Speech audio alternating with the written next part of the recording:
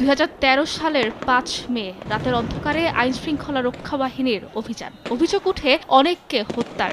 সেই ঘটনাকে নানাভাবে ধামাচাপা দিয়ে রাখা হলেও রাজনৈতিক পট পরিবর্তনের পর গেল বছরের 26 নভেম্বর শেখ হাসিনা সহ 50 জনের বিরুদ্ধে ট্রাইব্যুনালে অভিযোগ দায়ের করে হেফাজতে ইসলাম। এ মামলায় মঙ্গলবার আন্তর্জাতিক অপরাধ ট্রাইব্যুনাল 1-এ হাজির করা হয় সাবেক ডিআইজি আব্দুল জলিল মণ্ডলকে। পরে তাকে গ্রেফতার দেখিয়ে কারাগারে পাঠানোর নির্দেশ দেন আদালত। পরে চিফ প্রসিকিউটর জানান, এই হত্যাকাণ্ডে জড়িত কাউকে ছাড় দেয়া হবে না, দ্রুতই এ মামলার তদন্ত শেষ করা হবে। শাপলা চত্বর মামলার তদন্ত কার্য প্রায় শেষ পর্যায়ে।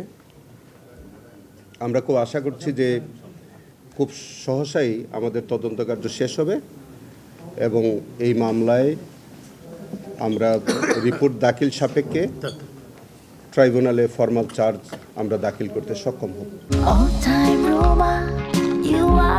All Time Roma.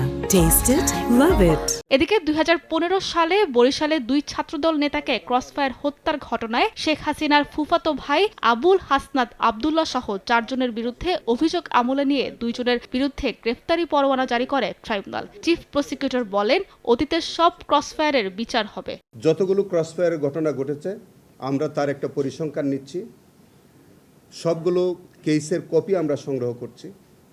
যারা যেভাবে সেই মামলাগুলো হয়েছে সেইগুলো আমরা যাচাই বাছাই করব। আমাদের একটা কমিটি আমরা গঠন করে দিচ্ছি, সেটা যাচাই বাছাই করে এই অপরাধগুলোর মধ্যে যেগুলো আমাদের ট্রাইব্যুনালে বিচারের আওতাভুক্ত হবে এই সবগুলো মামলা আমরা তুলে নিয়ে আসব।